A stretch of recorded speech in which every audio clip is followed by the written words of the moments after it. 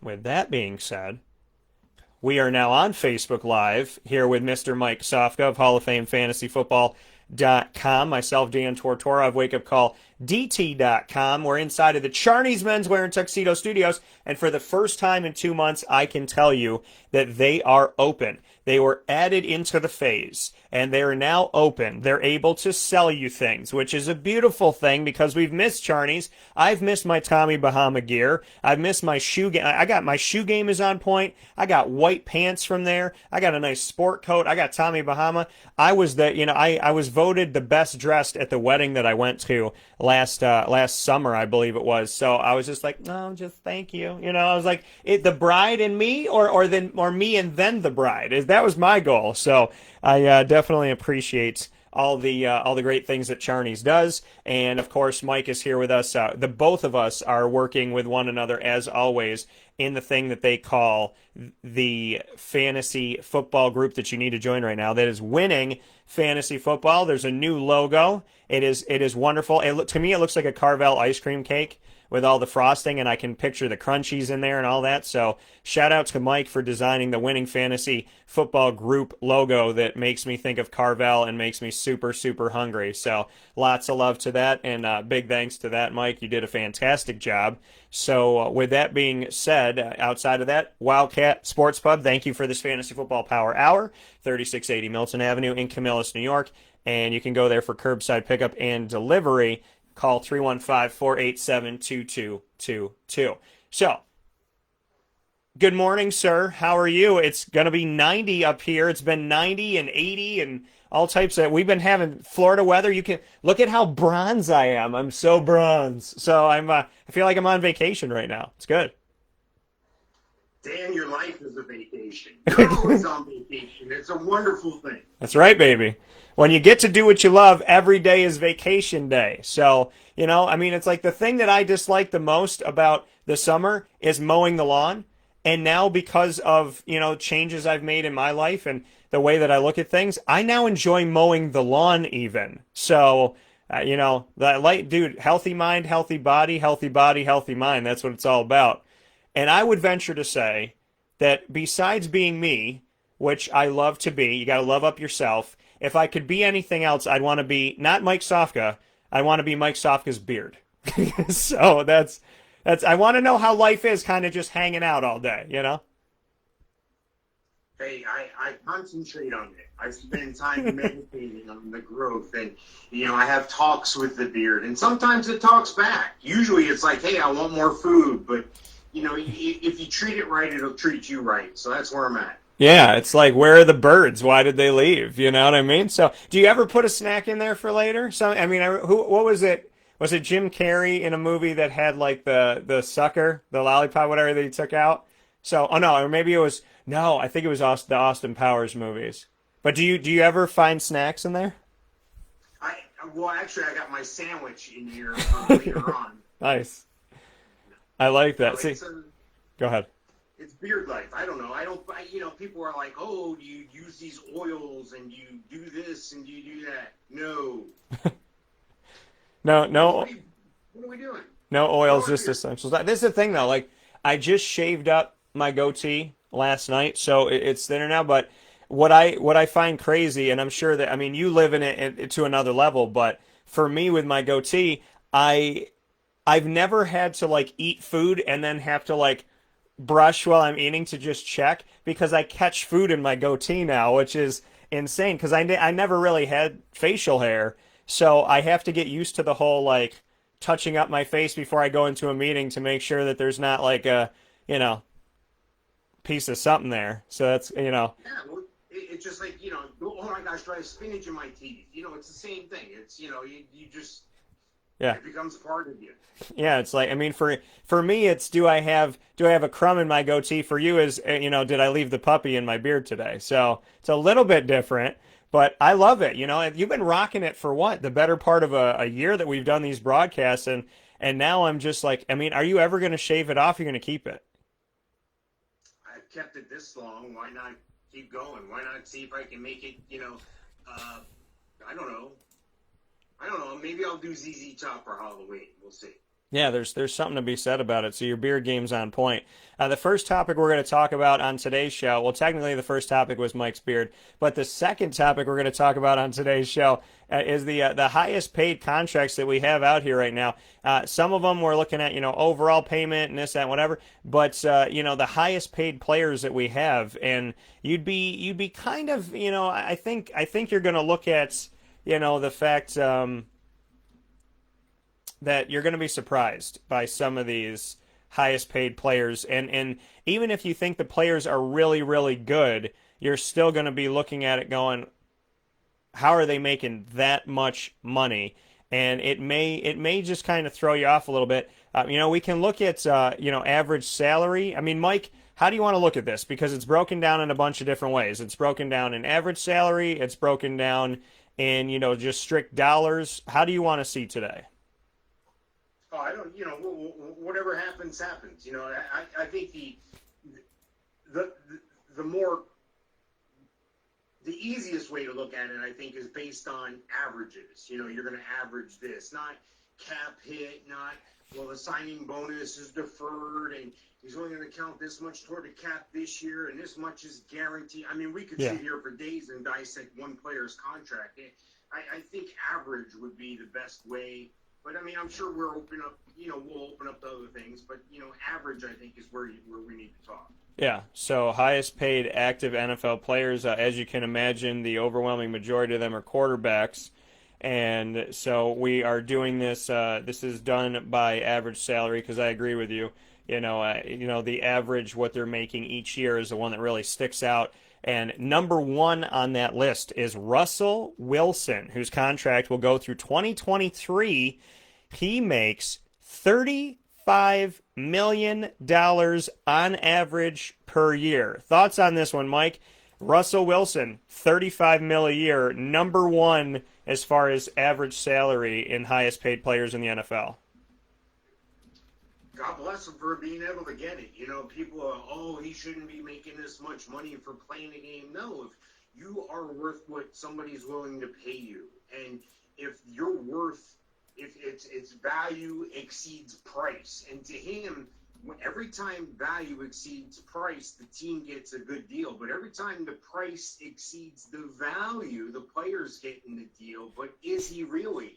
No, because he's going to cut himself short on his career. You need to play up to these contracts, and a guy like Russell Wilson can play up to his contract. He normally does play up to his contract. He's pretty consistent. And up until this past year, you really couldn't name a dominant receiver that he's had to play with. Now, he had Marshawn Lynch. They had their Super Bowl. They had the best defense in the league, and they had the 12th man.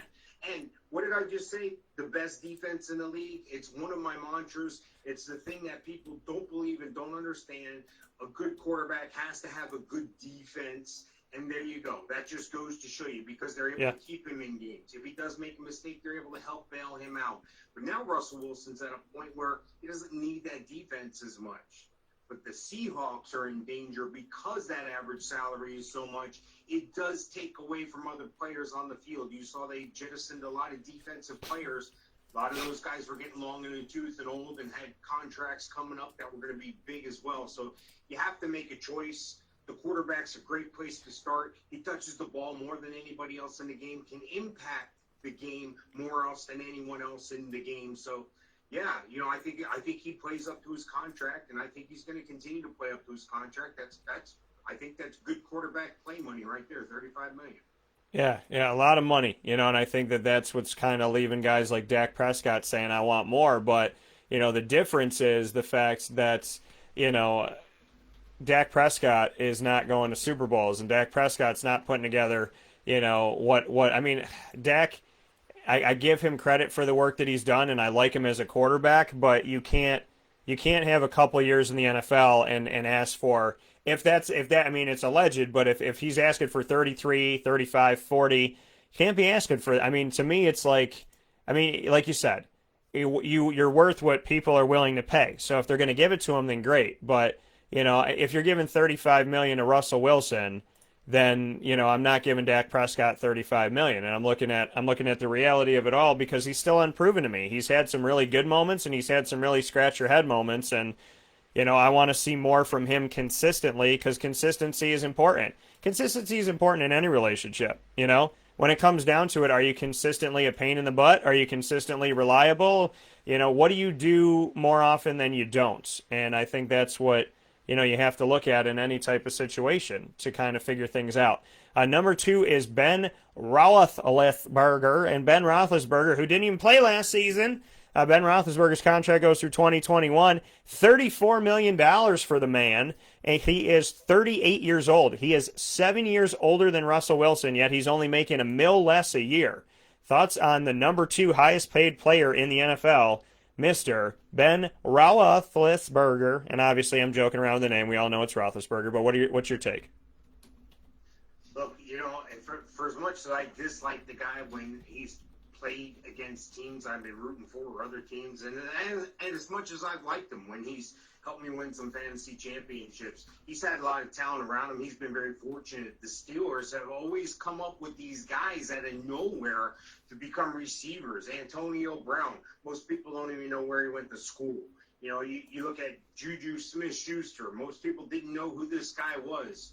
Well, they're bringing in another guy too. So they're at a plug-and-play situation as far as running back and wide receiver. Yeah. They haven't had a dominant tight end. What's been consistent with the Steelers when they've been winning? Ben Roethlisberger. He's the winner overall. He's had some bad games. He had the 5-interception game at Jacksonville, talking about, I quit, I'm done, I'm washed up. I know you can't say stuff like that, but overall he's been a pretty decent leader for that team. He's won a lot more than he's lost. And he's done some fantastic things. Hey, at this age in his career, I'm not saying you pay for past performance, but at 38, with the Steelers, I think you still get another year, maybe 2 years, but definitely a year at a Ben Roethlisberger at a value at $34 million. And if you had to ask me if I would take Russell Wilson or Ben Roethlisberger, that might be a tough decision for me. And both those guys are right there in money. So I say, why not? I think Ben Roethlisberger's worth that money. Yeah, I think Big Ben, I could see it. I don't knock him for the money that he's getting paid. Again, like you said, when he's good, he could be potentially great. He's had some off moments. Obviously people look at what have you done for me lately, and he's been injured, and then, he's made mistakes and this, that, and whatever. But ultimately, I think that he's been a talented quarterback. He's been strong in the pocket. He's also been behind arguably one of the best offensive lines, not the best offensive line in the NFL. So, that gives him the timing to do what he needs to do. But I think he's talented. I think he's one of the guys plug and play. I think he could be talented on any team. And, I think that, when I look at a quarterback and I say to myself, or any position, can they do this on another team? And if the answer is yes, well, then, we're talking about somebody. And, someone who I think definitely is. And I'm a little bit surprised that he's not number 2. I'm actually kind of surprised he's not number 1, is Aaron Rodgers. His contract goes through 2023. He's making $33.5 million. So he's only $1.5 million behind Russell Wilson on average. But what's your take on Mr. Aaron Rodgers being 3rd on the list of highest paid players in the NFL? And this is overall players. This isn't quarterbacks. It just happens to be looking that way right now. But he is 33.5, which puts him number 3 on the list. Agree or disagree with that, Mike? No, I think, again, until you see what the Packers are like without him, which we've done, and they're a mess. Yeah. And until you see what the Packers have done over time with Aaron Rodgers, he's the guy. He's the man. He is Roethlisberger. He is Wilson. You got to stay with the hot hand as long as you can. You take a situation like they had in New York with Eli Manning. Well, unfortunately, they may have held on to that hand a little too long. They did recover. They drafted Daniel Jones. But what I'm trying to say is you're always at that tipping point with guys up there in age. Quarterbacks can get away with the age a lot easier, especially savvy ones.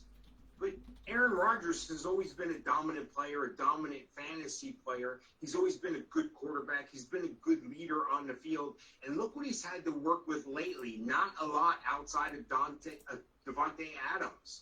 The running back has been by committee. Aaron Jones has struggled to stay healthy. You got a guy that wasn't even on the team, was on a practice squad on another team a year or so ago, and Alan Lazard, who seems to be the guy who's going to be number 2, the guy that Aaron Rodgers likes the best. Most people still don't know who that guy is. Look, the bottom line is Aaron Rodgers is a winner. He's proven to be a winner within that organization, within the confines. Things seem to be changing. There seems to be a winds of changing coming with the drafting of another quarterback and with another running back and the new coach in the last 2 years. But I got to give Aaron Rodgers the respect. I think he deserves that money too. Yeah, I think that he should, I definitely think he should have the money. It's just the question of does it make sense to put him 3 on the list, I think is kind of what comes up here. I think him and Russell Wilson, I would, it's tough because, there's times where I feel like, I want Aaron Rodgers to be my quarterback, but at the same time, Russell Wilson's done more with less talent at wide receiver. Because you look in fantasy and you'll be like, okay, well, like why is Seattle still winning? Because in fantasy, sometimes you just feel like you're not getting any points from the wide receivers. But, that's changed, and they've drafted some better guys, and I think there's better days ahead, hopefully, for Seattle's wide receiver core. But, outside of Ben Roethlisberger, looking at this, you say, okay, well, Russell did more with less. Ben had a lot of talent, and, Aaron's had some good talent go through, and now it's kind of Devontae Adams and Alan Lazard and who else, but that's where we sit right now. Marquez Valdez-Scantling hasn't really panned out. Geronimo Allison is gone. He's in Detroit now, and he was only there for a short amount of time. So kind of a head-scratcher. This one to me is a head-scratcher.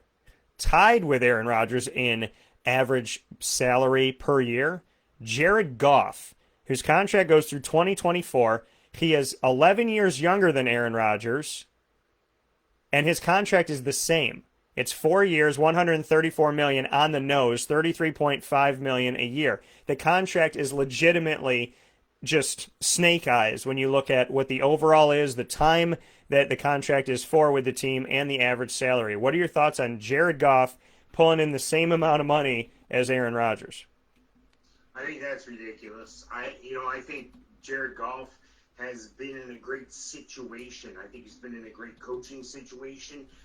I think he's been in a great situation with great receivers, great running backs. But, again, winds are changing a little bit in the Rams. And, it looks like they're trying to, they're struggling to get that running game going. They let Todd Gurley walk away. Darrell Henderson doesn't appear to be the guy, but we'll see this year. They bring in Cam Akers. They got some guys on the team around Goff where I think he should be performing better. I think that he's worth a lot of money. I think he's worth high-end quarterback money, but I'm not sure he's worthy of tying Aaron Rodgers at this point in salary. But yeah, It is what it is. I mean, if you look back on what Michael Jordan made when he played basketball, now you look what some guys are making today to sit on the bench. You're like, how is this possible? You're getting $12 million to sit on the bench. Michael Jordan would have loved to have made that money. So, times change, situations change. And I think Jared Goff's got a tough road to hoe to play up to that contract level. Yeah, I think for me, to look at this, I mean, maybe he could end up being as good, maybe better than Aaron Rodgers. Like maybe we're talking a few years down the road going, oh my gosh, it did make a lot of sense. But in the here and now, it doesn't look that way to me. And like you said, you can go get it, go get it. We're not faulting anybody for getting that money. But, Russell Wilson, it makes sense. This is a guy that can go to a Super Bowl. Ben Roethlisberger, we know he can get to a Super Bowl. Aaron Rodgers, we know that he can get there.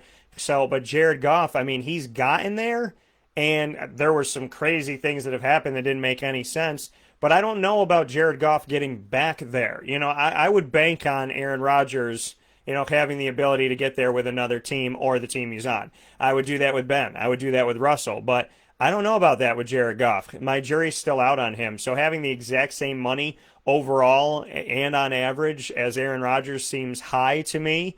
I would look at Jared Goff as a $22 million guy, but not a $33 million guy right now. But hopefully he'll change my mind, and hopefully he'll continue to do good things and potentially great things.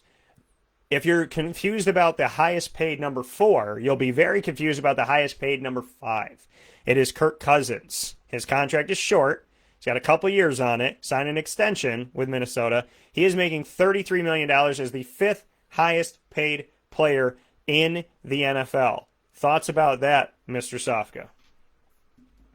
Look, Kirk Cousins has been in a situation where he's played himself into a good situation. The only thing I can say is when Minnesota let just about every quarterback walk a couple years ago and they brought in Kirk Cousins. Kirk Cousins, to me, right now in his career is the new I'm drawing a blank here. The guy who was a quarterback at Cincinnati, Andy Dalton. Yeah. He's the new Andy Dalton. He's that barometer. Is my quarterback better? Is my quarterback better or worse than Kirk Cousins? Because any week Kirk Cousins can jump up and bite you. Any week Kirk Cousins can command that offense. He's a leader. Now I know they let go of Stephon Diggs. But, Adam Thielen is a tremendous talent. Justin Jefferson, one of the best wide receiver talents in the draft this past year. Can Dalvin Cook stay healthy? That's a big part of what they do there. They don't make mistakes with the ball.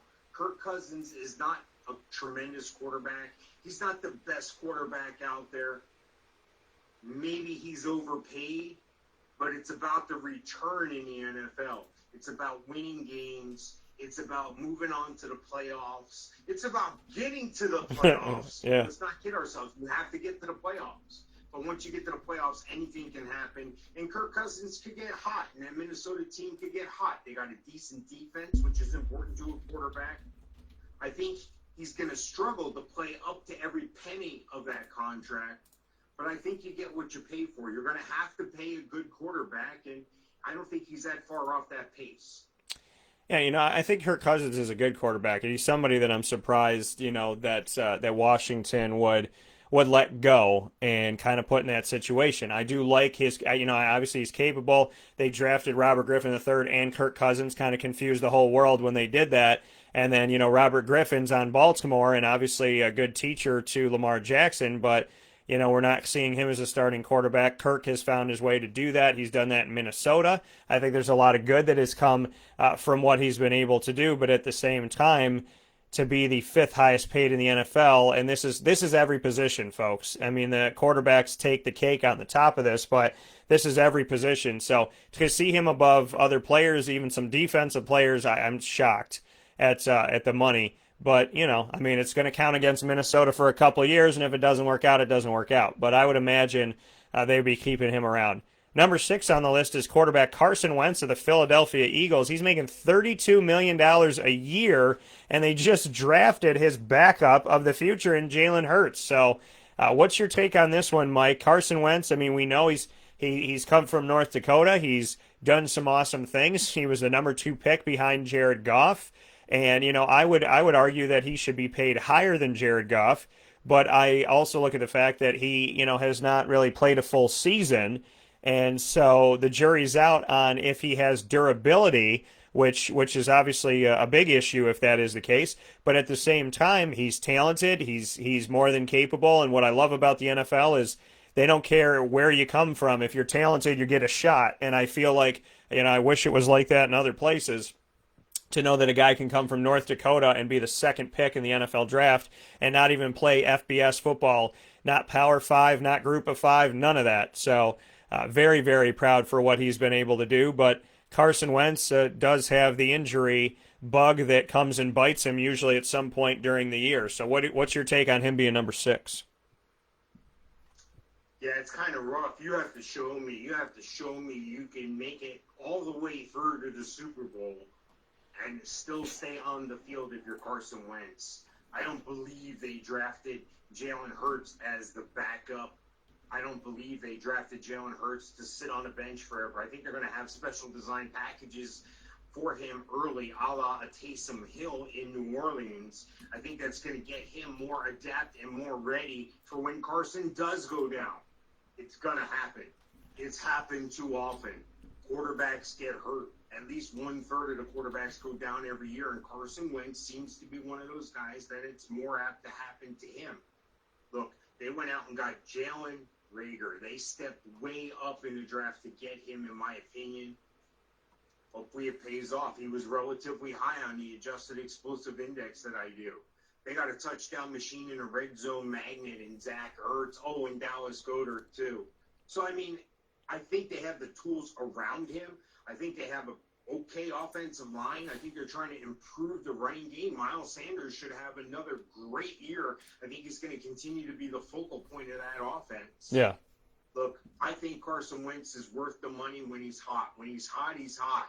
But if he's not on the field, he's not. That's pretty much where we're at. Yeah, and I agree with you. I think they might essentially put Jalen Hurts in there just to give him breaks to try and get him through the season. And, when you have a quarterback you're giving over $30 million to, you don't want to have to find ways to get someone through the season. You want that durability to be there if you're spending that type of money. So I understand, that it's hard. I respect him. I think that he's a good quarterback. I like what he's done, but at the same time, he's got to stay healthy. And you don't draft a Jalen Hurts to make him sit there forever. Maybe even, sit there, like you said, at all this season and try and find ways to get him out there. But maybe they do that. Maybe they kind of, give breaks to Carson Wentz essentially to try and get him through the year. Dak Prescott, he is on the franchise tag, but it's put him in the top 7, $31.409 million for quarterback Dak Prescott. I love the GIF that I used for him on this one, so you could appreciate that. But what are your thoughts on Mr. Prescott? Number one, making over $31 million a year, and number two, not having a long-term deal with the Dallas Cowboys. Yeah, I think it's kind of funny that Dallas was able to get CeeDee Lamb because all they did was jack up Dak's price tag. Look, you mean to tell me that with Amari Cooper, Michael Gallup, and now CeeDee Lamb, oh, and by the way, I got one of the better running backs out there in Ezekiel Elliott. Oh, and by the way, I probably have one of the best offensive lines in all of football. They have given him every piece of equipment he needs. Yeah. And again, when Dak is the man, he looks great because of it. Now, I'm not saying Dak is a bad quarterback. Dak played in the SEC, and in my opinion, Dallas stole him. I think they got him in the 4th round, if I remember correctly. This kid was able to come in a bad situation, in an injury situation, and basically step up and play right away as a rookie. And he proved that the moment wasn't too big, and he started making plays. Dak is still capable of making plays. I think it's going to be more so thanks to the talent around him, but neither here nor there. He's there. He's the guy. He's going to be able to convert. And if anybody is going to convert, I want a guy that's been in the system and proven when he had less, it looked like more. Now he has more. Yeah. It's just up to him to make it look like he's not less of a player. He needs to live up to that expectation with those guys around him. So in a sense, I don't think you can pay a guy like that enough. I don't think Dallas did themselves any favors by the moves they've made in delaying the inevitable. And now by padding things around him, if they hold out much longer, he's going to be the highest paid quarterback in the NFL. I don't think that's going to happen. I think him and Patrick Mahomes are in the waiting game as who's going to set the bar. But by all means, I shouldn't even be able to say Dak Prescott and Mahomes in the same sentence until Dak wins a Super Bowl. And that's the thing, and that makes a lot of sense, but like you said, he has the talent, so he can't, he's got to make it happen this year. Now, it's going to be interesting to see if Amari Cooper mails it in because we've seen receivers in the past get their big old deals, and they've just kind of, fluffed out. It's like, well, now I'm getting $20 million a year for the next 5 years, so I don't have to try that hard. I don't have to run as many routes. I'm not going to get myself hit as much. So, we have seen that. We saw it with Chris Johnson at the running back. I'll never forget Thursday Night Football when he was playing for the Titans and a hole opened on the left side of the line and Chris Johnson stopped. He looked at the hole. He waited. He ran for 9 yards and he fell down. It's like, I got the first down. Nobody touched me. So, and that was after he made that money. And then you think about after that giant contract, what happened? He disappeared. So, this is going to be a big thing. Is Amari going to disappear or is he going to step up? You got Amari Cooper. You got CeeDee Lamb, you look at the talent that they brought in, and like you said, I mean, and Michael Gallup, a guy from Colorado that I have a lot of respect for, you have those gentlemen and Ezekiel Elliott, you have no excuses. So they really need to get it done, and they really need to showcase what they're capable of here. And if Dak starts throwing touchdowns like crazy, then yeah, you're right. It drives the price up. So, Jerry Jones is kind of in this conundrum of, I made potential really good decisions, but those good decisions could end up making me have to pay for things I don't want to. So, I mean, Dak can't afford to have an okay year because nobody should have an okay year with the talent that he's got out there. So, we'll be left to see. Number 8 on the list is Matty Ryan. Matty Ice got a contract through 2023, making $30 million a year. I am not sold on Matt Ryan the way that I was 2 or 3 years ago. So, I mean, I like him. I love that he comes from Boston College. I got a lot of respect for this guy. I think that, he's fun to watch. I would have drafted him a few years ago, but I don't feel it like I did back then, And so it's hard for you to sell me Matt Ryan when we're talking about fantasy quarterbacks, but nevertheless, he's in the top 10 at $30 million a year.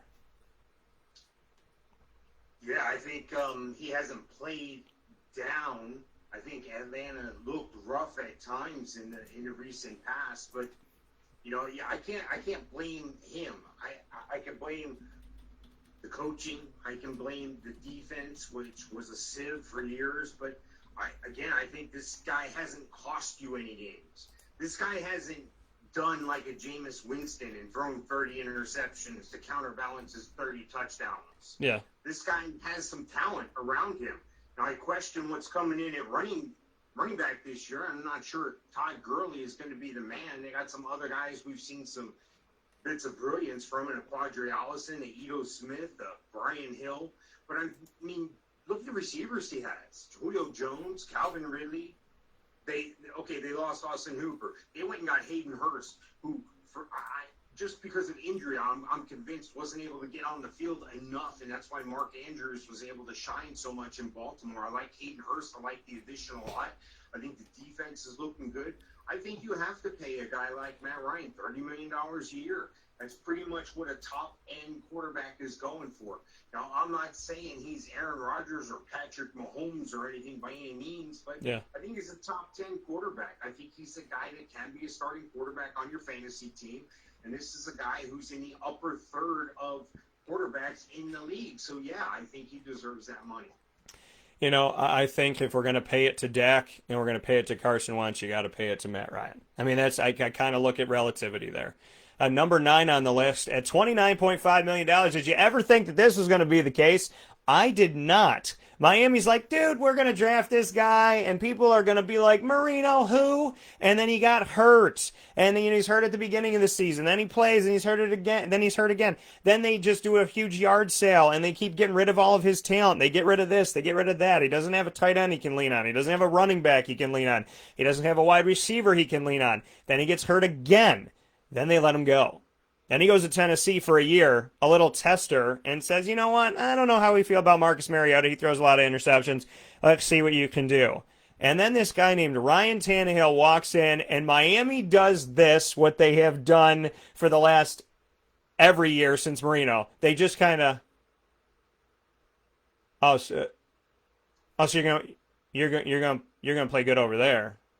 But you're not. It's kind of like when you date somebody, right? It's Mike. It's when you date someone and they just drive you nuts, right? They're cheating, they're lying, they're not doing the laundry, they're not cooking anything, and then you bump into them, right? And what does the guy say about the girl? Oh my God, she's the best cook in the world. She's never cheated on me. She's so sweet. And you're like, why? Like, why? Why'd you do that for him? You know what I mean? It's this craziness. I had a girl tell me one time. She goes, "I'm so happy I dated you." And realize that I didn't have to, it's really not nice to yell at people and call people names. And now that I did that to you, I don't do it with my new boyfriend. And I was like, can God give me a little lever to hell in this situation? Like, what is that about? So that is what it feels like to Miami right now. Miami is seeing their crazy ex-girlfriend be the sweetest, kindest woman in Tennessee. And it's got to drive Miami nuts, because then they went and got Josh Rosen, and that worked for no minutes. So now it's Tua Tagovailoa, which they're hoping for good things, and so am I, because I like Tua a lot. But Ryan Tannehill, $29.5 million. This guy's career was all but over, and now he has life again. So shout out to Ryan Tannehill. This is probably one of my favorites, if not my favorite, of the top 10 because this is a true resurrection story. Yeah, I think it is, but at the same time, you got to look at who Ryan Tannehill is. Okay, you take a look at, like you said, in Miami, he didn't have as much help supporting cast. He didn't have a running game. There were times he didn't have somebody to throw to. Yeah. Well, he had people to throw to. I mean, he had Jarvis Landry. Look, you can make excuses or you can make money.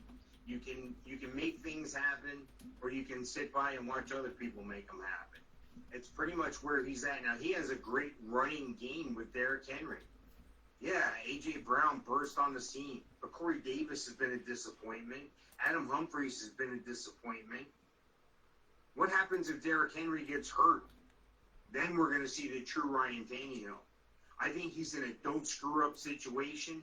He's more of a, hey, we got a good defense, we got a good mojo, we can run the ball, and I can occasionally come in and throw the ball. I can carry us at times if we need be. I can do the play action. I can play in the pocket, and I can scramble. Look, he needs the running game to stay alive. He needs the defense to stay in the game. If those things happen, he's going to look like he's worth every bit of that money. But if any part of that cog on that wheel is missing, it's not going to look good for Ryan Tannehill. Yeah, and that's the thing. I mean, what I don't understand, and I would be just going nuts if I was Derrick Henry, is to see what I've done for this team and to have Ryan Tannehill walk in for a season, make almost $30 million, and we can't discuss it. The best player on your team is Derrick Henry. I mean, arguably, offensively, yes, but, overall, arguably, it's Derrick Henry. So why they haven't figured that out is beyond me. If I was him, I'd be really pissed off. Because of Todd Gurley, because of other guys that, look, it's so hard to do that dynasty type situation as a running back. The running back takes a severe pounding in the NFL. We probably won't see guys like Emmitt Smith again. Frank Gore, guys that are just hanging on way too long and getting the ability. I'm not arguing with their doing what they can do to continue to play, but it's so hard to stay up at that level. The last thing they can afford to do is give somebody like Derrick Henry a super fat contract, and then he fades away like a Todd Gurley seemed to do the past couple of years. So I think the running back position is still less valued in the NFL, although they always try to catch lightning in a bottle. They try to catch that magic first 1.5 to 4 or 5 years, and then pretty much the running backs are beat up and pounded. The quarterback, there's so many protections in the league right now. The quarterbacks aren't allowed to get hit like that. That's how come they're playing until they're 40 and 40 plus.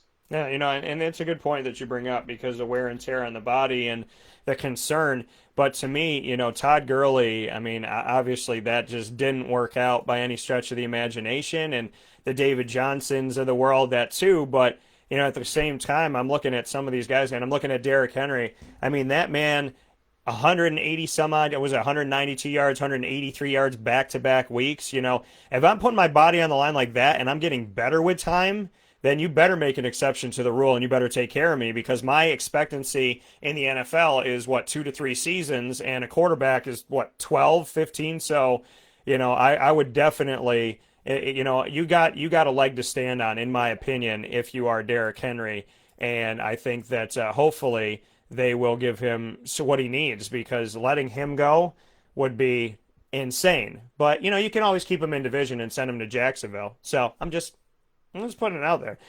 So to round out the top 10 is Jimmy Garoppolo. So the top 10 are all quarterbacks. 27.5. This is the thing about this. The top 10 are all quarterbacks, but they need to donate some of their salary to their offensive linemen. Because like you said, without the protections, without the NFL rules and those put in place, and without the offensive linemen that they have, we're not having a top 10 highest paid in the NFL that are just quarterbacks. No other position has crossed the top 10. It's all quarterbacks. Jimmy G, number 10, 27.5 mil. That I kept saying I want to see what it's like to see him have an entire season healthy by himself. We saw that turn into a Super Bowl run. And so, Mike, what are your thoughts? Jimmy Garoppolo, $27.5 million. He's number 10 on our list, and his contract is up in 2022. And he's only 28. I think this is a situation where I need to see more. I think it's still incomplete. But he's got the upside. Yeah. He's got the potential. He's got some players around him. I know they do the running back by committee, but they seem to play defense pretty well, and they seem like they're able to run the ball with that committee situation that they have going on. And this is at a time when, don't forget, last year, year before, they brought in Jerick McKinnon, and he didn't even get to play. He didn't even make the first game. They brought in guys like a Deebo Samuel, a Dante Pettis. The jury's still out on those guys. They bring in a guy who I liked a lot, and Brandon Ayuk. I think he's going to be an impact player right away. And you have the best tight end in football in George Kittle. So he's got some peaks and valleys of talent around him. Look, if you're on New England's team and if New England likes you, I give you a positive thing. If you come into New England and you'll last a short while and you're gone, I question it. Yeah. He couldn't get on the field because Tom Brady, the GOAT, was in front of him. Yeah. So no fault to his, but I'm going to give him an incomplete. And that is also a song by the Backstreet Boys. But yeah, Jimmy Garoppolo, it'll be interesting to see, if he can keep this going and keep it rocking. I mean, if we're talking about a team that's at the top of the NFC repeatedly, in the top 3, top 4, top 2, then, there is something to be said about what Jimmy Garoppolo is worth. I think right now going to a Super Bowl in the first season where he's been healthy is big. He's only 28 years old, so there's a lot to be said about where Jimmy can go. And I would be, I'd agree with you with that, where it's still incomplete. Before we take a step aside for a fast break here on Wake Up Call with Dan Tortora, inside of the Fantasy Football Power Hour, proudly brought to you by the Wildcat Sports Pub, 3680 Milton Avenue in Camillus, New York. You want curbside pickup and delivery, you call 315-487-2222. And their fried dough is second to none. Their food is fantastic. And that Philly cheesesteak, I don't know if it's like the last time I had it to this, they stepped the game up. It's like their food is good, but that Philly cheesesteak was damn near fantastical the last time I got it. So get yourself out to the Wildcat and do it up the right way. And when you get a Philly cheesesteak, put a little marinara on the side. Because, I don't know if it's an Italian thing, but a little red sauce with the cheesesteak's always really good. Speaking of nothing to do with that, the number 16 player on our list, the highest defensive player on the list is 16th. So the top 10 highest paid players by average yearly salary are all quarterbacks. Our highest defensive player on the list in the entire NFL is Khalil Mack. Khalil Mack went to the University of Buffalo, shout-outs, and he plays linebacker for the Chicago Bears because a guy named John Gruden was pretty not smart and let him go off the Raiders. So $23.5 million makes Khalil Mack the highest paid defensive player in the NFL on average salary per season, and it puts him at number 16. Thoughts, Mike? I think he's worth every penny of it. Yeah. Any guy that's an impact defensive player, any guy that if I'm an offensive coordinator, I got to account for this man. I got to find out where he's lined up and what he's doing. Anytime I'm worried that there's a guy on the field that has the ability to get to my quarterback and then take his head off when he gets there, I'm a little worried about that guy. Putting worry and fear in other teams is what you get paid to do.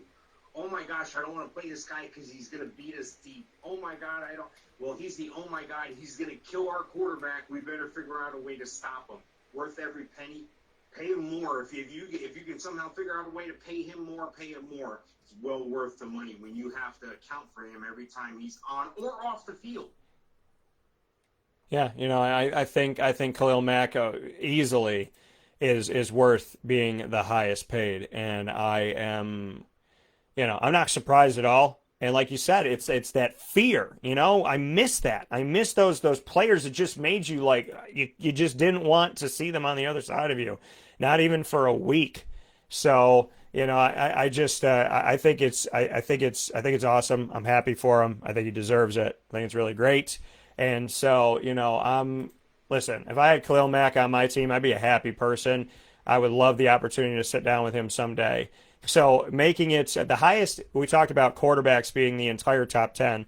Well, somebody has to block for them in order to get them to that money. And the highest offensive tackle on our list as far as average salary is number 20 on the list, and that is left tackle out of Houston. And I want to get his name right. That is, where are we here? Laremy Tussle. Laremy Tunsil is here with us. Laremy Tunsil, my guy. I'm trying. Laremy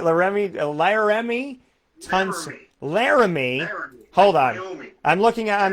I'm trying to do my hooked on phonics right now. Laramie Tunsil. There it is. Yes. Laramie Tunsil. He is the number 20. Laramie, I'm sorry.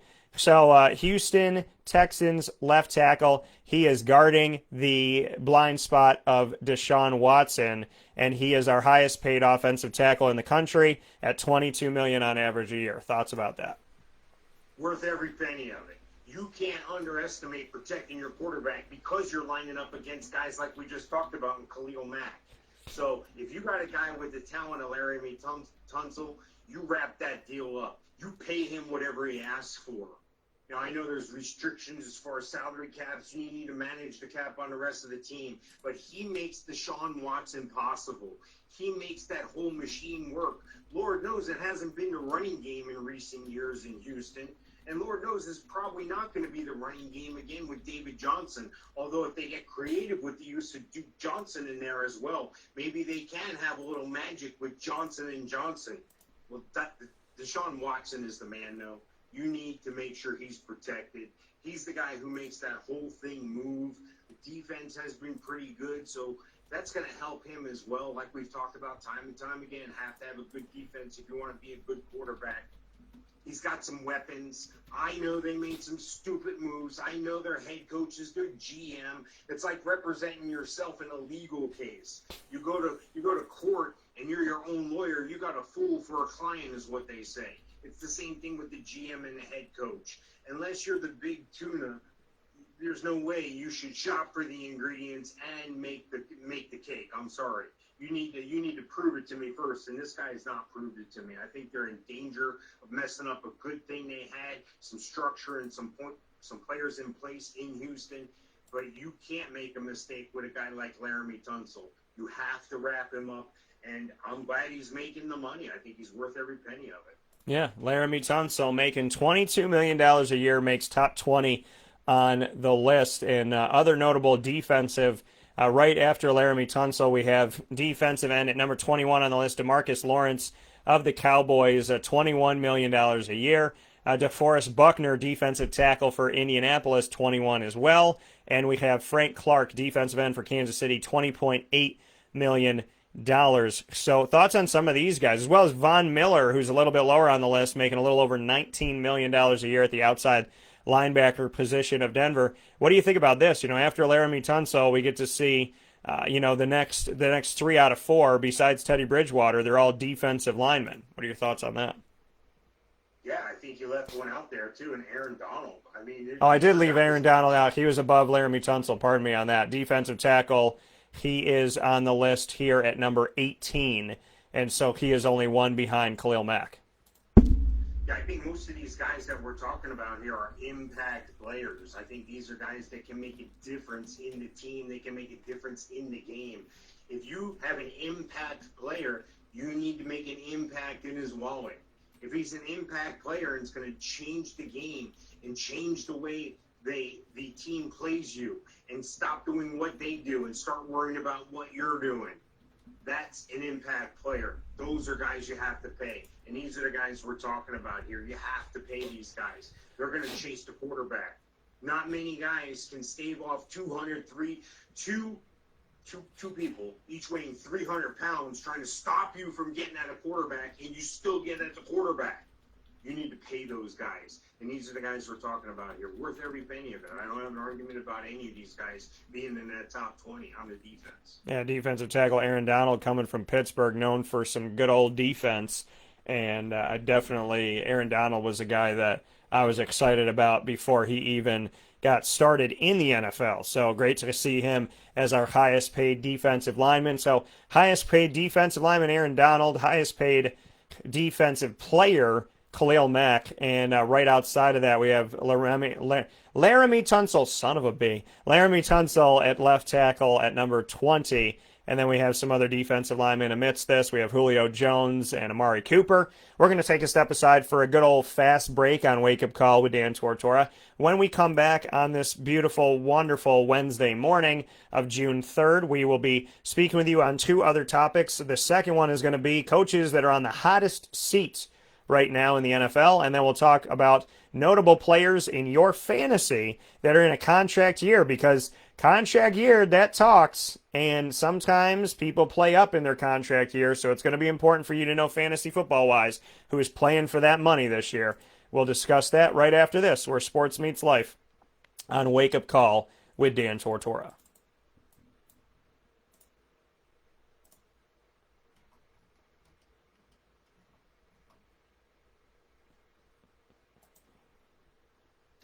Now that the weather has turned chilly, why not be a hero to your family and friends and treat them to some fresh, handmade ice cream from Carvel DeWitt? Whether it's our ice cream, novelties, or world-famous cakes, we make everything fresh by hand daily. Don't be fooled by the ice cream that you see in the grocery store that could be weeks or months old. Carvel DeWitt is the oldest Carvel in the country and prides itself on making the best, freshest ice cream every single day. Come on in and taste the fresh difference and be a hero to your family and friends. Carvel DeWitt, it's what happy tastes like. Charney's Men's Clothing is your one-stop shop for your men's dress-up and dress-down wear. Located on 3150 Erie Boulevard East in Syracuse, Charney's Men's Clothing is proud to be your trusted name for decades in suits, sport coats, tuxedos, and all accessories. Charney's Men's Clothing also provides sports and leisure-themed casual wear for the everyday man. Stop in and see our welcome and friendly staff on 3150 Erie Boulevard East in Syracuse. The Wildcat Sports Pub in Camillus, New York is located on 3680 Milton Avenue in the Home Depot Plaza. It is your family-friendly sports bar and restaurant. Folks, some sports bars aren't family-friendly. Some family-friendly restaurants are not sports bars. The Wildcat Sports Pub in Camillus, New York is proud to be both. It is that marriage that you've been looking for years. The Wildcat Sports Pub is your home base for your sports bar and restaurant needs, games for the kids, indoor and outdoor activities, and enough things on the menu to come back every single week and get to try something new. They're open Sundays from noon to 8 p.m., Monday through Wednesday, 11 a.m. to 11 p.m., and Thursday through Saturday from 11 a.m. to midnight. For reservations and party information, call 315-487-2222 for the Wildcat family-friendly sports pub and restaurant.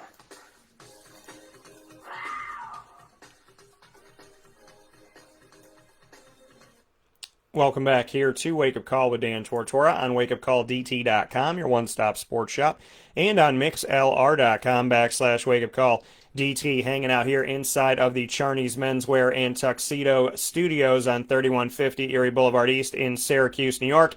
We are inside of the Fantasy Football Power Hour, proudly presented by the Wildcat Sports Pub, who are open for curbside pickup as well as delivery. And you can get in touch with them by calling 315-487-2222 for the Wildcat. So make sure you call them up and get in touch with them today. They bring you the Fantasy Football Power Hour. Our three topics today are the highest paid active players in the NFL. Number 2 is the coaching hot seat. Number 3, players in their contract years that will affect your fantasy football play potentially this season. We're here with Mike Sofka of Hall of Fame FantasyFootball.com. I'm Dan Tortora of WakeUpCallDT.com, and we bond together every single moment of the wonderful, wonderful life that we all live. Be positive, people.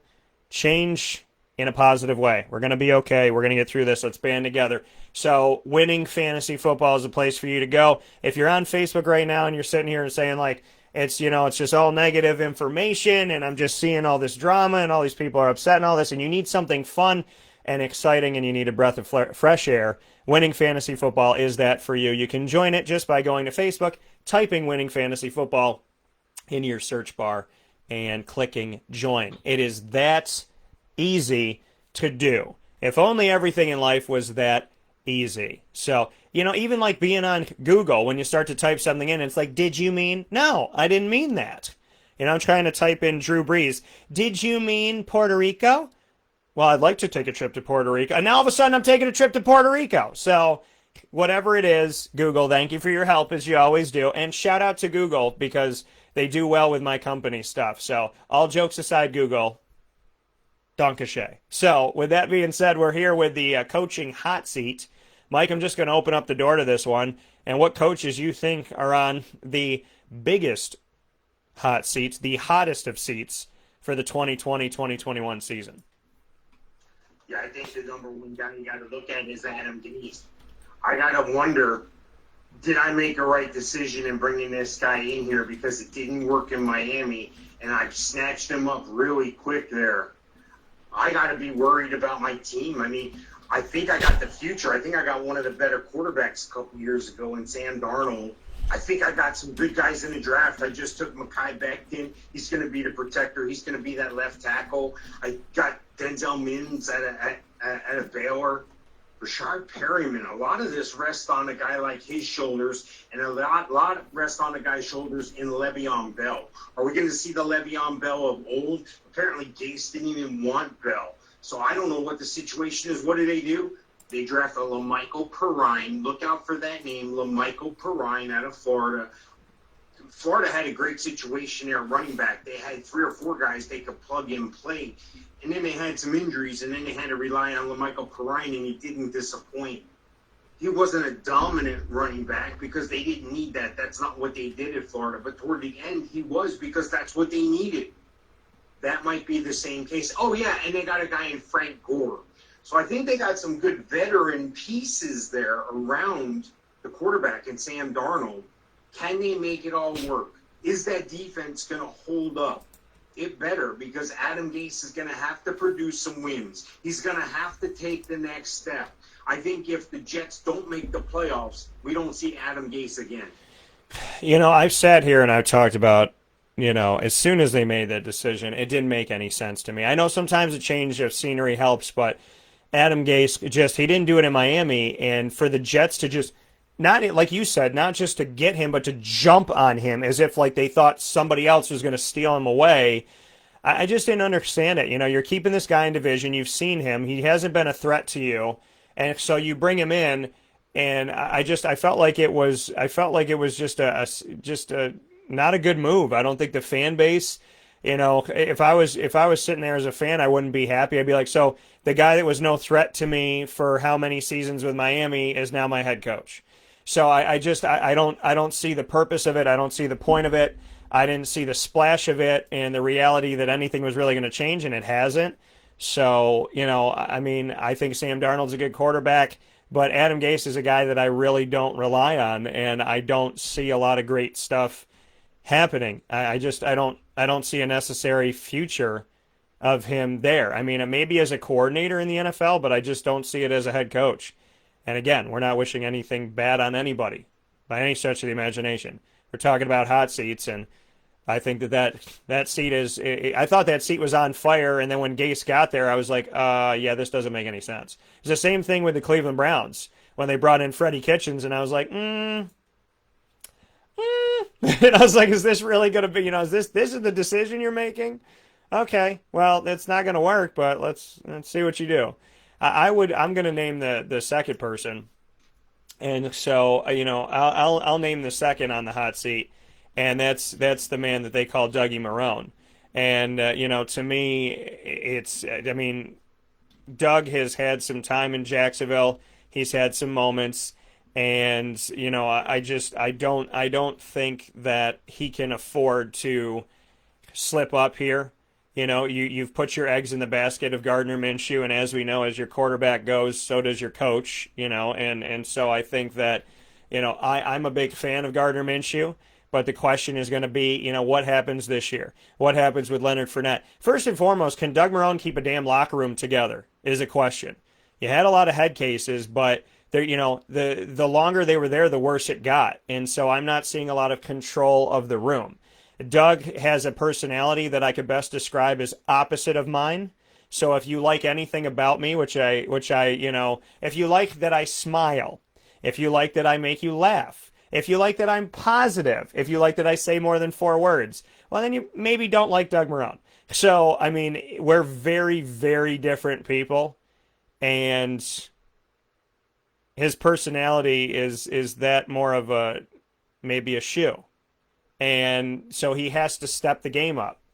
Now, I want to see them do well, but the thing that even though they lost, the thing that I really liked about Gus Bradley is you could tell he cared about everybody.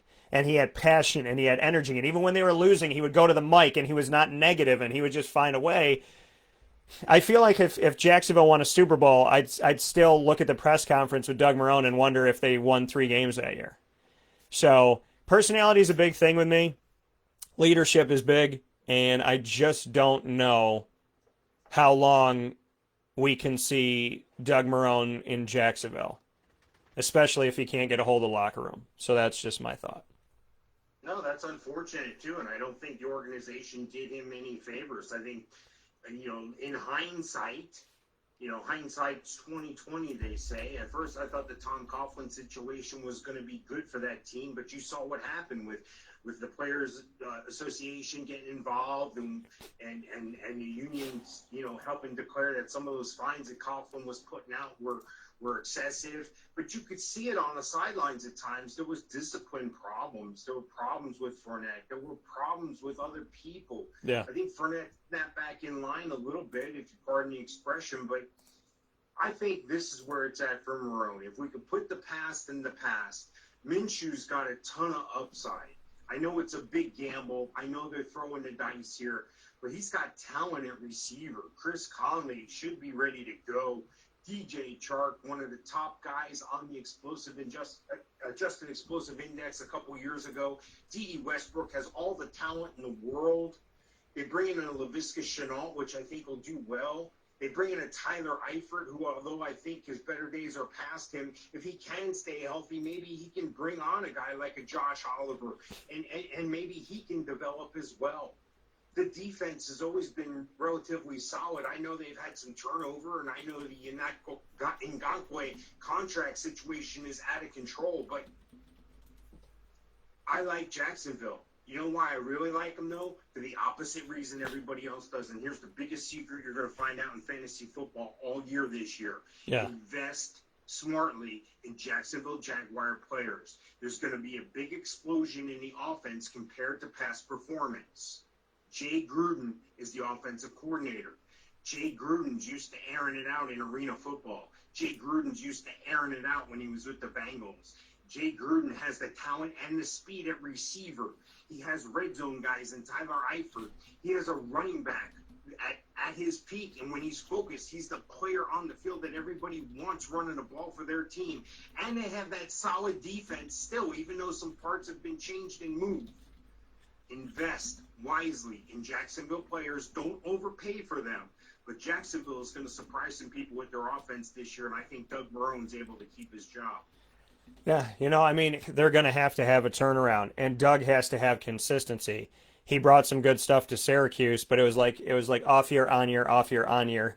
And in Buffalo, it was and then it was better, So we got to see some consistency from Doug Marrone, and I would love to see him smile a little bit more, And maybe you just got to give him a warm bologna and cheese sandwich, because that seems to be what makes Doug happy. So whatever makes you happy. I love the GIF that I put up because the Jaguars are cats. I have a cat on the ground laying out with a fan on it. So it just that's my hot seat for this one. Another coach I'm going to name on the hot seat may surprise some people, but to Giants fans, I don't think it will, because I think they're very confused. The Giants were just kind of striking out. And allegedly they wanted Matt Rule, who's my guy from Temple, who, who went on to Baylor. And Matt Rule is fantastic, was under Steve Adazio, did a tremendous job, and now he's the Carolina Panthers head coach. They wanted to lock that up before he even got on the plane to go to see the Giants, and they did. So then the Giants do this awesome thing, which was literally look for anybody on the Patriots staff. So Josh McDaniels, as the Colts know, wasn't going to leave. Matt Patricia was already gone to Detroit. Mike Vrabel was already in Tennessee. So then they just started going down the list, And right before they got to the water boy and the guy that deflated the balls for Tom Brady, they found Joe Judge. And I say that, and again, all jokes aside, the thing is, Joe Judge is not a coordinator on the team. He doesn't have any head coaching experience. So this could be an awesome thing, and the Giants could have struck gold. He comes from Nick Saban, 3 years with Nick Saban as a special teams assistant in Alabama. Then he spent 8 years in New England with Bill Belichick. So there's a lot to be said about that. But he's big on special teams. And outside of that, because this is what the Giants were thinking. They were like, do we get Bill Cowher back? Do we bring someone out of retirement like John Gruden? What could we do? And if we're going to get somebody from the Giants, are we taking a coordinator? Or from the Patriots, are we taking a coordinator? And then you look at the list, and it was like, I almost wonder if the whiteboard said Matt Rule, and then under Matt Rule it just said question mark, and then it said someone from the Patriots. So Joe Judge was available, and they took Joe Judge. It's kind of like going to a restaurant and wanting a chicken quesadilla and settling for tater tots. It's like you wanted this, and then this doesn't look anything like this, but they could be good. These could be the best tots you've ever had in your life, Napoleon Dynamite. So what are your thoughts on Joe Judge and the Giants? Because I think he's on the hot seat before he even got there. I like tater tots. So that is what it is. I'm just going to say that, okay? You're going to put it out there. Tater tots, both of them, whatever. I'll take it all. I'll take one or the other. I'm good. Hey, here's the thing. Joe Judge is going to have a leash that's a little bit longer than most in recent history. It used to be 3 to 5 years was a coach. Somewhere in that year 3, if you can make some movement, if you could show improvement in year 3, nowadays they're not afraid to let you go at year 1. But I think that because we're, as a society, more impatient than ever. Yeah. We stand in front of the microwave and say, come on, I don't have all minute, hurry up. As a society, we want things now. We want instant. Remember back in the day, you have to wait for your internet to connect on a 2400 baud modem. All those noises. Yeah. Nowadays, if the page doesn't load in a second and a half, I'm like, what's wrong? My internet's down. What's going on here? Yeah. It's the same thing. But Joe Judge is going to have a little bit of a leash, and the Giants did the smart thing. They brought in an Andrew Thomas, a Kyle Murphy, a Matt Peart, a Shane Lemieux. That's 4 offensive linemen they brought in. They got one of the best, if not the best, running back in football in a Saquon Barkley. Golden Tate is still a player. He can still perform. Darius Slayton showed signs of brilliance. Sterling Shepard is capable as a possession receiver. Evan Ingram, when he's healthy and can stay on the field. They have some parts. They have some defensive guys, and they brought in a ton more of youth on their defense. I think this is a team on the rise. I think they're headed in the right direction. Now, if they go out and lay an egg and go, win 2 or 3 games, I don't know. But I think if they can get to that 5, 6, 8 win mark, I think they're heading in the right direction, and I see a bright and shiny future. But either way, I don't see a short leash for Joe Judge. Yeah, I see that this. I mean, I don't. This is the thing. The Giants seem to hold on to people a little bit longer, so that could happen. I think he's on the hot seat because I think Giants fan. The thing about being with the Giants is because you're in the New York City, New Jersey area. They don't look at Joe Judge and say, oh my God, he didn't win the first game. They look at Joe Judge for every sin of every other coach that hasn't worked out there since Tom Coughlin. They're like, oh my God, it's been so many years since the Super Bowl. You suck. So if he loses 3 games, it's not he loses 3. It's that he lost 30. So that's how they look at it. If you're talking about people that want their coffee yesterday, 3 minutes ago, it's New York City.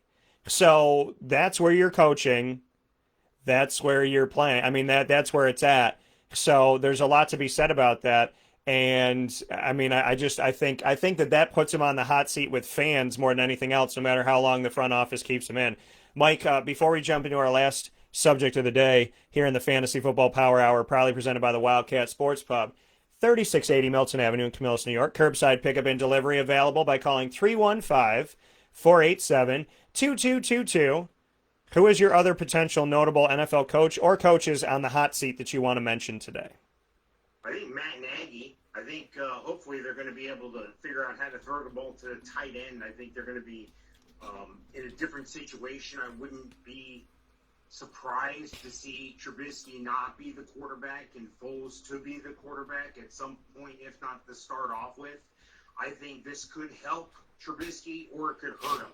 You know, it's kind of like you want to take the kid out of the game. It's his first game and he just got his bell rung. You want to take him out to save him. Yeah. Or you want to leave him in to let him learn how to be tough.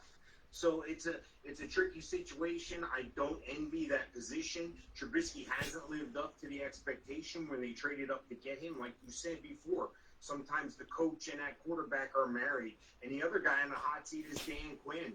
Look, I thought he was going to get fired in mid-season last year. All of a sudden, they started winning games they had no business winning. Their defense started playing better football. Now, if Todd Gurley can recapture anything, if he has anything left in the tank, that's going to be great for Atlanta.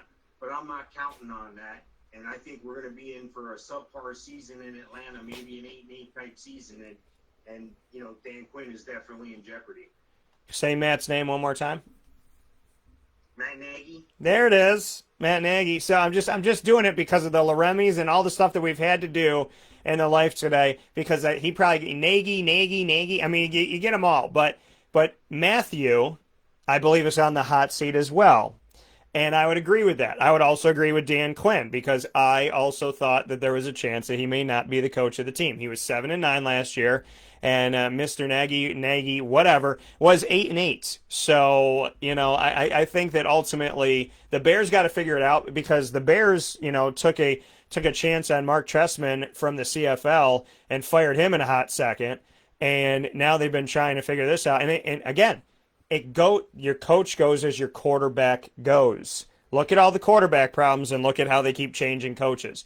Lovie Smith is somebody that people liked and didn't like, and now I think you'd love to have Lovie back. So, you know, in all honesty, where they are right now, I agree with you. They got to fix that. And Dan Quinn, you got a ton of talent, brother. Got to be better than 7-9, especially when Julio Jones and Matt Ryan are toward the latter part of their career.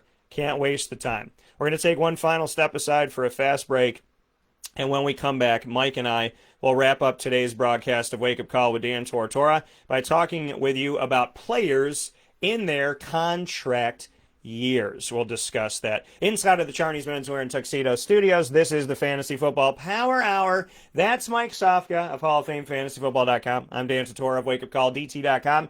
And the Wildcat brings you great food, great experience, a giant, massive, beautiful behemoth of a television, and so many wonderful curbside pickup and delivery options. Call 315-487-2222. And in the meantime, while we are on this fast break and you're listening to our awesome, wonderful people in Central New York, you can also type into your Facebook search bar, Winning Fantasy Football, and then you click Join. That's all you have to do, and we will see you on the other side right after this.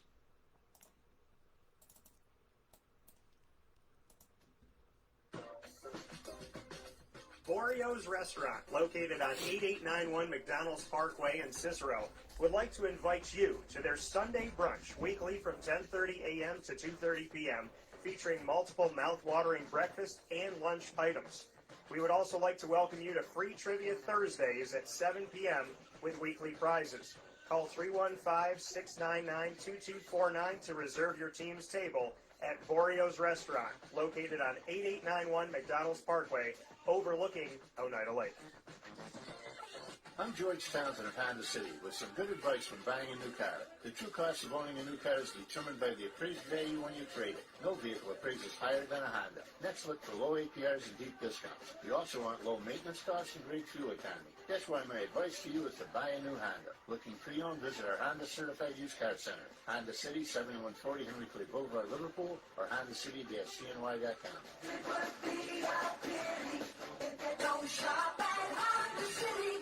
This is Jimmer Sikowski, owner-operator of Chick-fil-A Cicero, 7916 Brewerton Road in Cicero, right in front of the Home Depot. I had a deep feeling that God wanted me to do something bigger with my life and to help people, help others. I kept putting Chick-fil-A in my life, and I realized as I was going through the franchise selection process that positively impacted the lives of others was really core to what we do here at Chick-fil-A. First of all, it starts with the food. The food is brought in fresh daily. We bring in local produce. We prepare to order in the kitchen. We hand butter chicken. We hand spin our milkshakes. It's great food. It doesn't taste like fast food. I think the second thing is the way people feel when they come in a Chick-fil-A restaurant. It's different. We try to treat people with intentional kindness here, which is very different and deeper than good customer service. And so I think it feels remarkable for most people to come in a Chick-fil-A restaurant.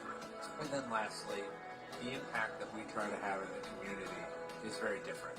It's a big part of the expectation of every operator of a Chick-fil-A restaurant is that they're actively engaged in their community, they're a leader in the community, and they're making a difference. When they realize that what we're striving to do is to shine a little light in their life, that's a very, very different experience than you will have in any other quick service restaurant. And it's that remarkable experience that I think people will emotionally connect with.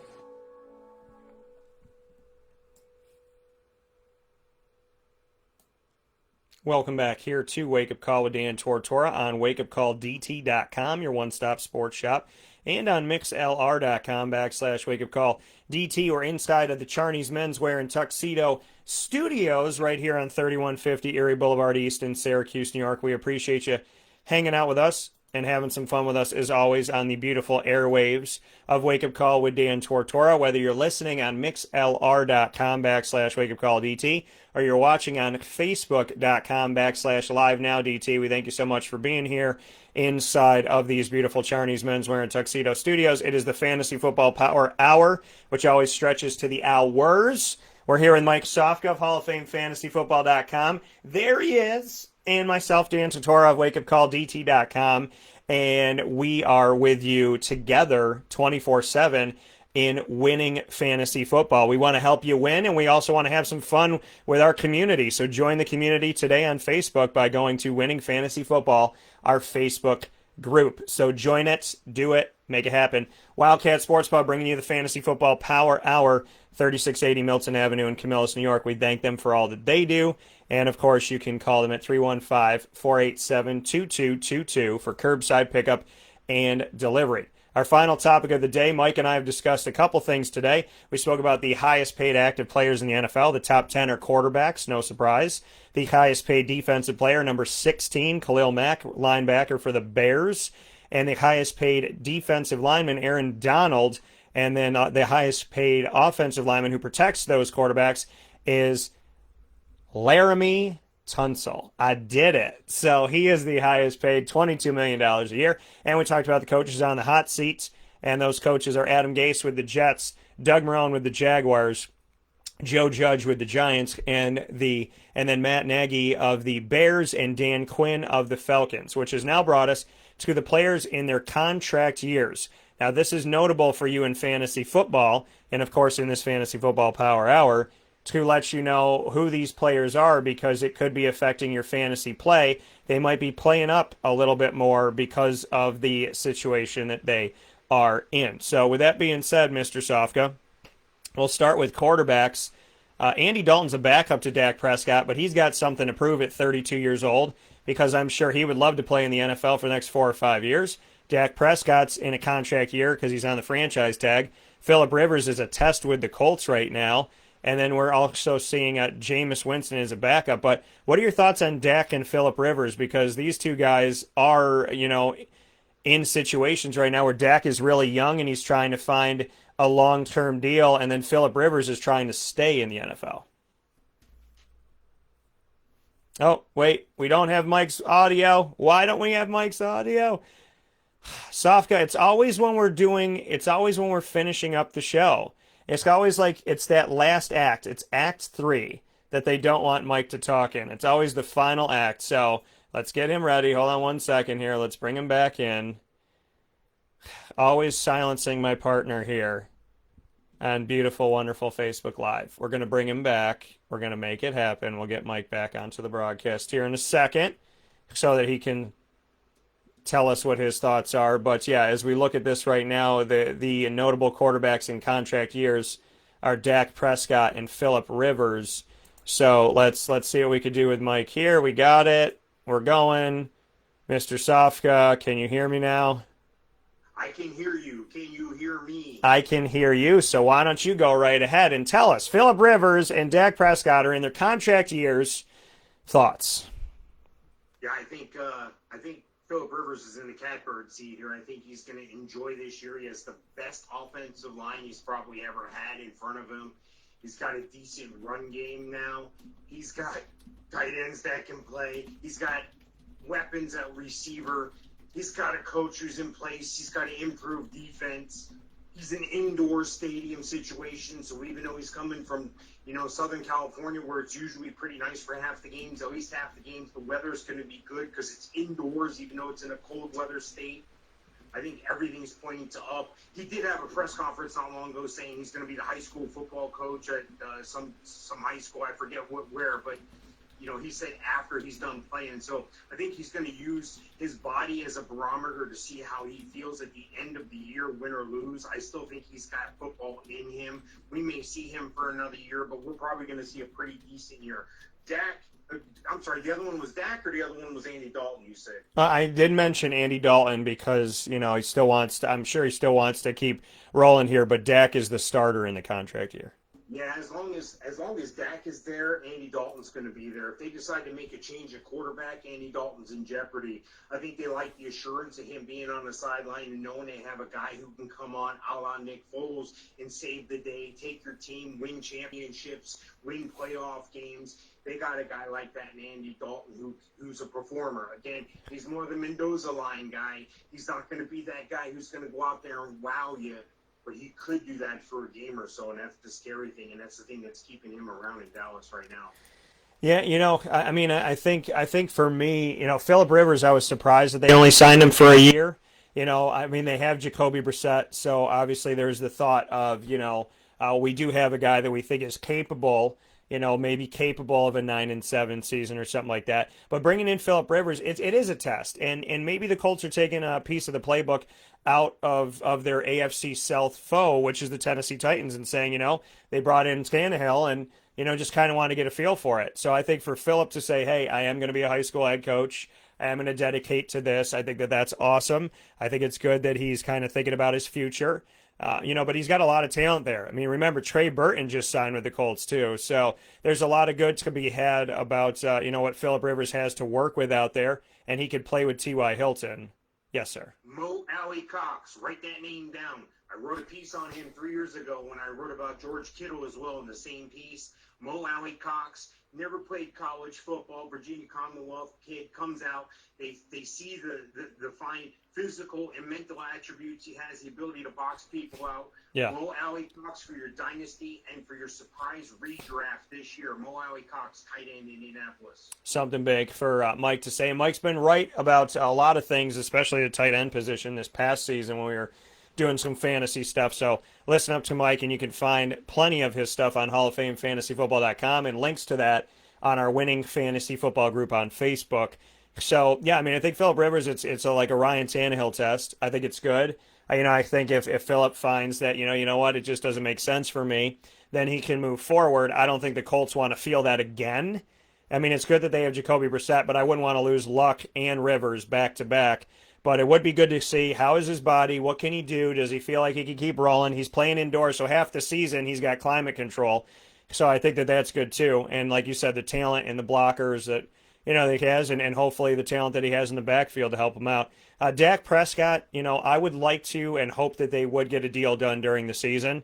You figure this thing out. He's franchise tagged right now, but why not 3-4 weeks in figure this thing out and get him set and ready to go? I can't imagine that the Cowboys are going to let Dak go, but they're going to have to figure something out. I still think he's unproven, and we spoke about that earlier today. The running backs that are notably in their contract year, well, because the Titans can't seem to figure this out, Derrick Henry. And, folks, you might think he's been in the NFL longer because you heard about him a lot. He's only 25. Todd Gurley's 25 as well. So, contract year running backs, Derrick Henry, Todd Gurley, Kareem Hunt, Matt Breida. There's some notable guys that we have out here. Gus Edwards, that's been with Baltimore, he's also 25. Jerick McKinnon, who's often been injured, and he's with San Fran. He's 28 years old. So got some notable guys here. Probably the most notable is Derrick Henry, Todd Gurley, and Kareem Hunt. What do you think? What thoughts about these contract year running backs, Mike? Yeah, Derrick Henry can do himself some justice using that contract year as a motivation, but unfortunately, like we talked about before, the short-term longevity of running backs in this game and the perception that they're not valued as high. You know, you have to have an elite guy. You have to have a difference maker. You have to have a game changer. But in essence, you can get away with three guys who can really do that, like a committee, like in a San Fran. So there's yin and yang to it. I think Derrick Henry should be paid more. I think nothing has changed contractually, you know, other than the Titans slapping the finance tag on him. Franchise tag on him. I think that there's an opportunity for him to stick around. I think they're going to come to some sort of reality there. I just don't think it's going to be on a long-term giant contract. I think those days are gone for most running backs. I think that, you know, Todd Gurley has a lot to prove. I don't know if he's going to be able to continue to make the kind of money he thinks he needs to make. I think Kenyon Drake is an interesting situation, too, in Arizona, only 24 years old. Yeah. You know, he was kind of iffy in Miami, and then again, he goes to another team, and look, he becomes a star. And Kareem Hunt is the most interesting one to me because can he get on the field? He's splitting carries with Nick Chubb, but ironically, this may elongate his career because they haven't had to focus just on Kareem Hunt. Yes, he's had a checkered past. Yes, he's had some discipline problems. Some things happen off the field. But all in all, I still think Kareem Hunt is the guy that's worth a dice roll in the NFL. Yeah, you know, and I think Kareem Hunt is too. You know, I think that he has something to offer. I think figuring out what it's going to be. I mean, Nick Chubb has been the guy, and you know how they're going to work this out, and if they can work this out. I would imagine they want to because they keep taking a chance on it, but it's where they're going to really ultimately go with this. And if they can find a place where they can balance the two out, because you don't want to take away from Nick Chubb because he could do so much. But Kareem Hunt last year was relatively quiet, you know, and now he has a full season to really showcase himself. So it'll be interesting to see what he can do as we step forward. But I think all these guys, I mean, Todd Gurley and Kareem Hunt really, really have to show something. Kenyon Drake is young enough; he'll catch on somewhere else. You know, but Derrick Henry and Todd Gurley, both 25 years old. I think Henry's got the best chance of getting a big term deal. I don't know if it's necessarily going to be with the Titans. I would think the Titans fans would want him, but Todd Gurley, you know, how the mighty have fallen, and how, you know, we're sitting here talking about how Todd Gurley's not, you know, is he healthy? Is he not healthy? What's going on with him? Why has he, you know, kind of been down? And now he's a Falcon, which is crazy. And he could literally just be a blip on the radar and disappear if things don't work out there. You know, and Kareem Hunt, because of all of his off-the-field issues, if he's not correcting some of these things or getting the help that he needs, I don't know how many people are going to take a chance on him. So I would lean on Henry right now, but Gurley has a lot to prove, which could help you in fantasy. Hunt has to keep his job, and Kenyon Drake really has to show that last year it wasn't a fluke when he did even better than David Johnson, who was supposed to be the guy in Arizona. Wide receivers, A.J. Green is in a contract year. He now has a quarterback with Joe Burrow. Larry Fitzgerald is timeless, and I love it, and I want him to play until he's 100 years old. And then Sammy Watkins with the Chiefs. He is also in a contract year this year. And outside of that, you know, any other guys to really note, Nelson Aguilar, who's on a new team. Geronimo Allison got signed for a year to a new team. Not a crazy number of big-name, household-name wide receivers, but A.J. Green at 31. Fitz, who's been playing forever, and, you know, it's funny, how people think, like, he should be retired by now. He's only 36 years old. And then Sammy Watkins, who, believe it or not, is only 26 right now. 26 as we step into this new season. So what are your thoughts on this, Mike? Yeah, I think A.J. Green is interesting. He's had a past couple of years of injuries. I know he's 31, and I know he's probably going to get some short-term contracts coming up, but if he can continue to perform on one-year deals, he's going to perform, and I think he's in a good situation now, but he's got to play. He's got to be able to get on the field. That's the whole thing. Larry Fitzgerald, I don't think he would be playing unless the Cardinals asked him to come back, and I don't think they were, when they asked him to come back, I don't think they were envisioning having DeAndre Hopkins as well. They've done well, drafted Andy Isabella, Keyshawn Johnson. Those guys just haven't really popped off the page yet. So I think it's interesting that Fitzgerald is basically going to be playing in a contract year, but it's pretty much I'm pretty much here at Arizona. They asked me to be here, and if I stay another year, that's great. If not, I'll retire at 36. Sammy Watkins, like you said, only 26. He's had some ups and downs. He never seemed to be the guy in Buffalo. I wasn't sure if it was him, the system, the coach, the quarterback, or what. Now he's had moments of glory here on the field with Kansas City. I think he's in a great situation. I'd want to stay in Kansas City if I was him. The most interesting, too, though, are names that aren't necessarily household names. And in my opinion, these are the two most interesting stories to watch. One is Brashad Perryman. Haven't seen a lot of him. A lot of people don't know who he is. We know of him from UCF days. You know, he's been hurt. He's had some challenges getting on the field. Now he's in a position where, with the Jets, where he can show what he's about. And the other one was Alan Lazard. Again, this is a guy who went from nobody a year ago on a practice squad. We knew who he was, but not many people did. And, you know, when Aaron Rodgers says, you know, he likes you, that's a good thing. When they don't draft one of the 15 top wide receivers in the draft this year, if you're Alan Lazard, that's a good thing. You got to put all that noise outside behind you, and you got to show you're worthy of being the number 2 behind Devontae Adams there. You got to play your butt off, and I think you will. Going from the Jaguars practice squad obscurity to being the number 5, 6 player in Green Bay to being the number 2 option to having Aaron Rodgers say your name publicly, which automatically, you know, rises you up the charts there. So some pretty awesome stuff, getting some clout from a quarterback that has been very clear. When he doesn't like his receivers, he'll tell you. So when he comes out and says, you know, Alan Lazard, you know, that's a guy I want to throw to, guess what? That's who he's going to be throwing to. So, you know, I think A.J. Green, this is an opportunity for him to show that he can be healthy throughout a season. It's an opportunity for him to have some longevity. He's 31 years old, and he's got Joe Burrow, and obviously they want to, you know, move things in the right direction here and have a spark on their offense. If I'm Joe Burrow, I'm ecstatic that I have A.J. Green. T. Higgins is there to take some of the weight off. A.J., one of the problems is he never really had a true number 2. And now, you know, now he can have balance, and hopefully it'll help him out. Fitz is timeless. You know, I love him. It's hard to not draft him somewhere in the draft just to, you know, have that. I really hope he passes the baton to Christian Kirk, and we get to see Christian excel this year. But I love that Fitz is there, and he's one of the players, I'll tell you, appreciate him when you got him because you're going to miss him when he's gone. Sammy Watkins, this is big. You know, he stepped up for the Chiefs in the absence of Tyreek Hill. He did some good things fantasy-wise, but consistency is an issue. So I'd like to see more of that. Brashad Perriman, I mean, this man has been injured. A PCL injury just took way too long to get better, and it just seemingly felt like he just didn't have a chance, and then he bounced around to a bunch of teams. Now he's a Jet, and I really hope that things start to work out. I hope Sam Darnold can get him the ball, and he's got an open window there because there's nobody on the Jets that you can really lean on at wide receiver that you know consistently is going to bring it to you. So it's a good situation if he can take advantage of it and stay healthy. And, you know, Alan Lazard I spoke about.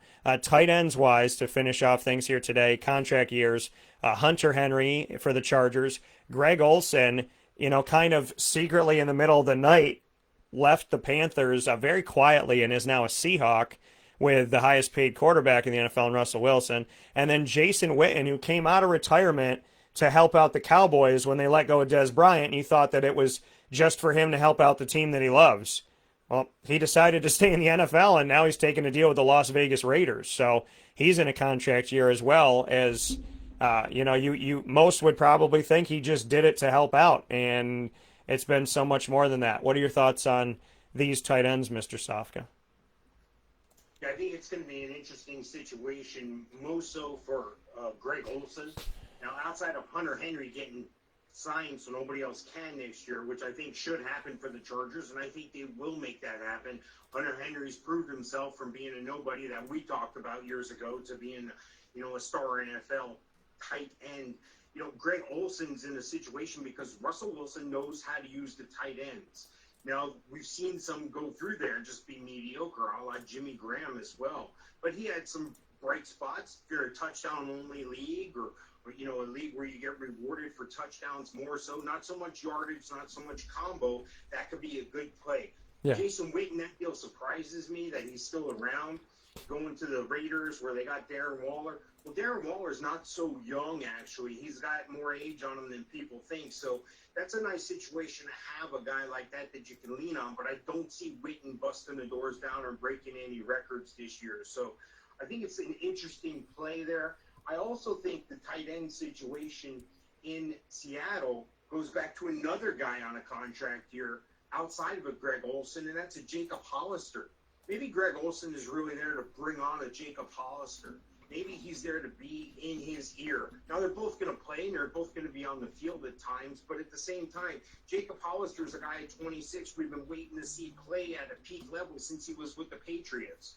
So that's a very interesting one to me. So I think Hunter Henry will get signed. I think these guys are all going to play as well as they can, but again, if I'm putting my money on any of them, my money's all on Hunter Henry. Yeah, it's got to be on Hunter Henry. I mean, outside of staying healthy on the field, he is a freak, and he's young. And because he's had time off the field, obviously there's wear and tear on the body. But the positive upswing of that is, okay, so he's injured, but now he's off the field, which could give him more time and more years if he can keep his body healthy because he doesn't have, all of that hitting keep going on because he's off the field. So you want him on, you don't want him to be hurt, but it also could build longevity on the back end. I would imagine they're going to get this done. There was thoughts that the Patriots were going to bring him in, and that would have been a travesty to the rest of the NFL. I mean, Hunter Henry, to me, has a lot of talent, and the Patriots drafted 2 tight ends this year, which will probably be, the Hernandez, Gronkowski type of feel if they can continue to drink out of the fountain of youth that's there. But, or if Bill Belichick can continue to suck the souls from children. But Hunter Henry is, I think I agree with you.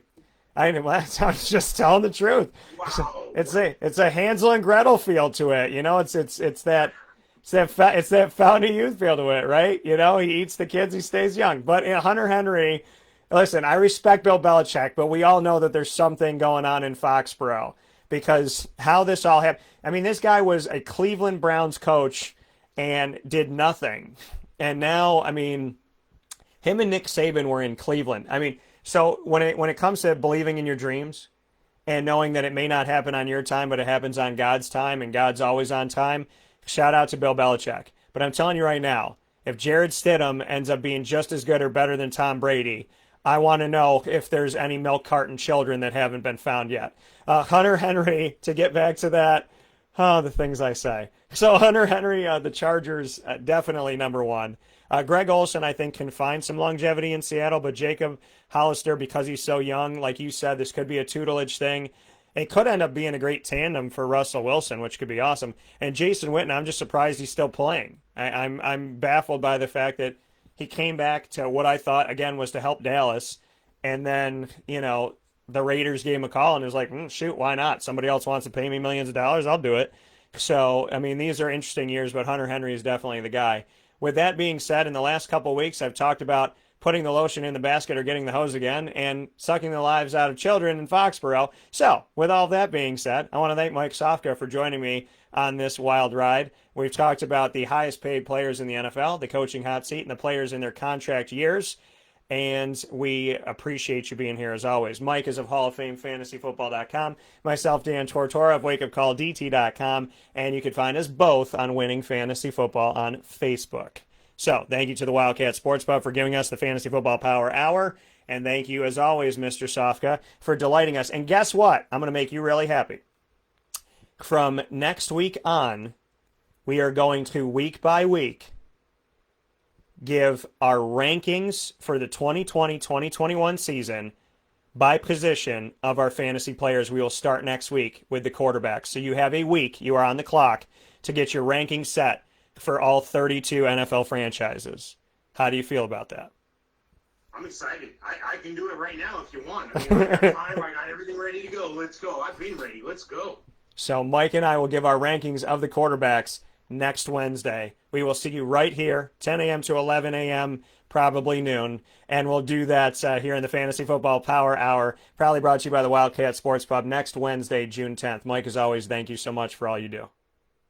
All right, thank you, Dan. Talk to you next time. Talk to you soon.